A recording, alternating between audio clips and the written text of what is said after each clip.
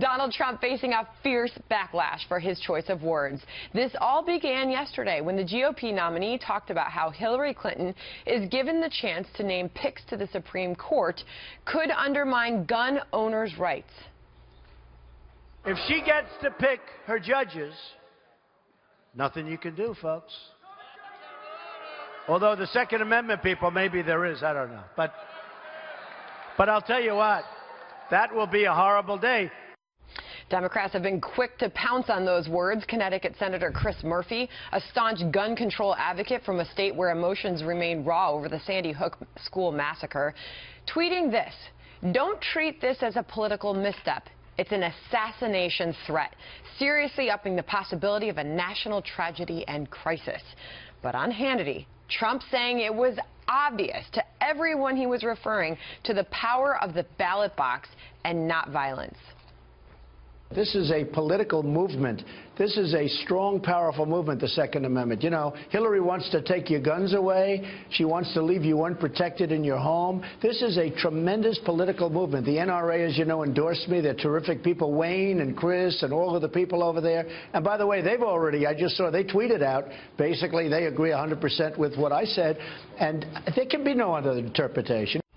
At a later rally, Trump supporter Rudy Giuliani blaming the media for stirring up the controversy. Listen. It proves that most of the press is in the tank for Hillary Clinton.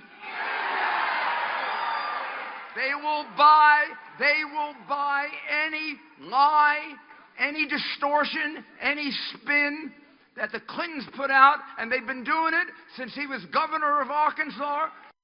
Meantime, this sharp rebuke from Hillary Clinton's campaign manager. Quote, this is simple. What Trump is saying is dangerous. A person seeking to be president of the United States should not suggest violence in any way. Geraldo, what did you see his words as? Well, first, let me just say, as you know, I am very close to Rudy Giuliani and Donald Trump. I love them both as men. This was a total brain fart by Donald Trump. For him to utter those words is absolutely okay, so were his words misconstrued, or did he mean some of these sharp attacks that Democrats are making it out to be? If he meant it, then he is potentially guilty of the federal crime of threatening a federal officer or a presidential candidate. But he clearly went on Hannity last night. In my heart, I do not believe that he meant to suggest that if you care about the Second Amendment, you'll do something awful to Hillary Clinton.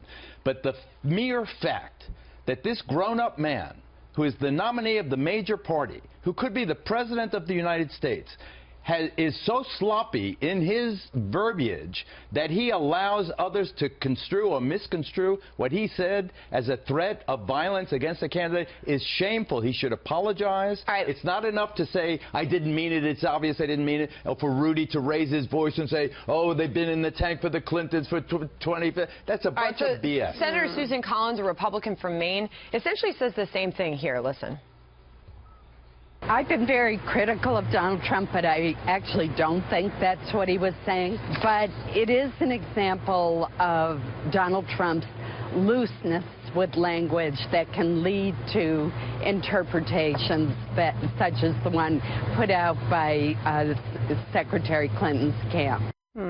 Fair point, Melissa? I mean, I think I would never imply that this could ever be a net positive, but what's really interesting about this is that as everybody covers it and talks about it again and again, they keep playing the clip where he says, if she gets to pick her judges, it's all over for the Second Amendment. And they keep reinforcing that point. And to the extent that that's a dog whistle to a lot of people who vote on that issue and care, that is getting replayed again and again and again. And it's true. I mean, that is one thing that really rallies people to the voting boxes, the idea that she will get the opportunity to pick probably 3 Supreme Court judges, and your life will be changed by that. And that keeps getting repeated. All right, Kennedy, I'm dying to know where you're going with this. Well, here's the thing. I mean, it looks like when he says stuff like this, when he has these missteps that completely eclipse the news cycle for all the wrong reasons, exactly. It seems like he's trying to turf his own campaign. Exactly. I mean, I look at this and I wonder, what is going on here? What is going on in his brain? Because it wasn't particularly funny. It wasn't particularly well stated. If he was talking about galvanizing that base, that is a base that is already galvanized, and they are angry and they will vote. And there is a way of saying, you guys are so powerful, you guys are so upset, you need to get out there and check my name at the ballot box. He didn't say that, and the fact that we're having this conversation means that there are several other layers here. Rudy Giuliani is right. The mainstream media is in the tank for Hillary Clinton. That's why you're not hearing about Omar Mateen's dad being at a rally right behind Hillary Clinton. That's why you're not hearing about Dr. Jill Stein. There's so many things. They are on her side. But here, he should not be saying the things that allow us to have this conversation for days and days and days. So, Jillian, the left is using this as an opportunity to sharply attack Donald Trump. Elizabeth Warren tweeted this out. She said, quote, Donald Trump makes death threats because he's a pathetic coward who can't handle the fact that he's losing to a girl. I enjoyed that tweet. I thought it was funny. She's trying to kind of dish it back to him a little bit, talking in sort of Trump speak right to him. What I'll say about this is I don't know what he meant. I'm not inside his head, but let's give him the benefit of a doubt for sake of argument right now. All right, he didn't mean to incite violence.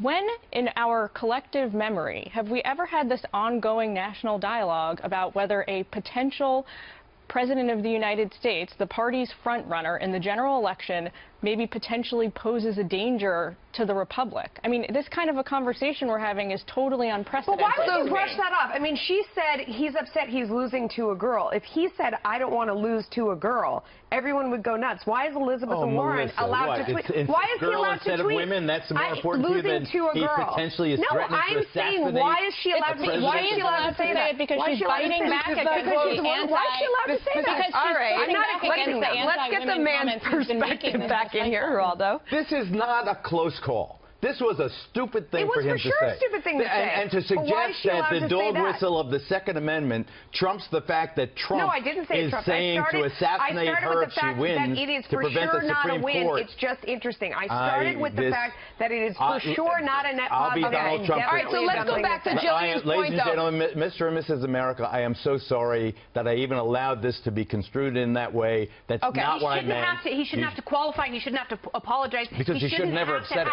Surrogates going out there. He shouldn't say this stuff in the first place. I think we all agree on that. He shouldn't have doubled down on the Khan family. You know, there's so many. We all agree on that. But, okay, so who's responsible for where this is now? Some have suggested it's the media that has run away with. You can't. But wait, hold on.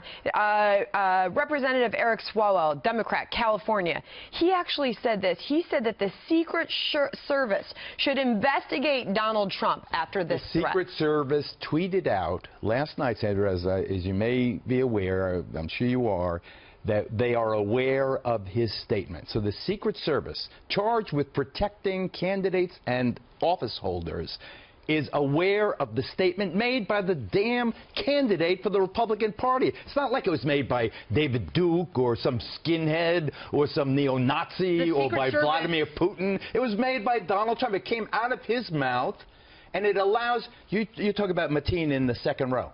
What a great story. Here, this campaign of Hillary Clinton, and is run with this clockwork precision, and they allow the total nut job, false faux president of Afghanistan who embraces the Taliban to sit 3 rows behind Hillary Clinton in the shot. That's a great story. It lasted for 10 minutes. Why? Because Donald Trump blew it all away with this absolute foot in his mouth. Yeah, and it took the Clinton campaign days to disavow that story. Well, also not to defend it because it's pretty atrocious, but that story is also, that's an optics problem. When we talk about these optics problems that all the candidates have, that's the kind of thing we're talking about. Not going on national television and making threats against the other candidate, whether he meant it that way or not. And the Secret Service is with him 24 hours a day. This reminds me so much He's with the Secret Service. Okay. They are guarding him. This is the Megan blood from her eyes and ears squared. It's 10 times worse, but it's that kind of thing where it's so obvious to everybody that he's made this statement, and what's in his mind, you wonder and you scratch your head, and it doesn't do a very good job in rebuttal. So, Kennedy, sum this up for me. Yeah. What is the political fallout from this? Where does this Where does this go next? The political fallout is he has to be very careful. He doesn't have a lot of time, and he's got to make sure it doesn't reach critical mass with independent voters the way it is with some establishment Republicans. And the fact that we're having this conversation about the cons, about the Russian hackers, and now about this Second Amendment slip, that leads people to believe, and it solidifies. Is this different, though, Melissa, than other controversial moments in the Trump campaign? Only in the fact that it's closer to the day of voting. I mean, it is at least as stupid as everything else that's happened before this, and this keeps happening, and it's so frustrating, and it's so stupid, and it's really frustrating to people out there who want to support him for sure. And what makes it worse or bigger is the fact that we're getting closer, closer, closer, and he should have learned the lesson by now, and he clearly hasn't. I was with a guy, an investment banker last night. Polo, great restaurant, total Republican. Wow. Hanging out with Wall Street? He says to me, I announced to all of you that I was voting for Donald Trump. Now, how can I vote for him?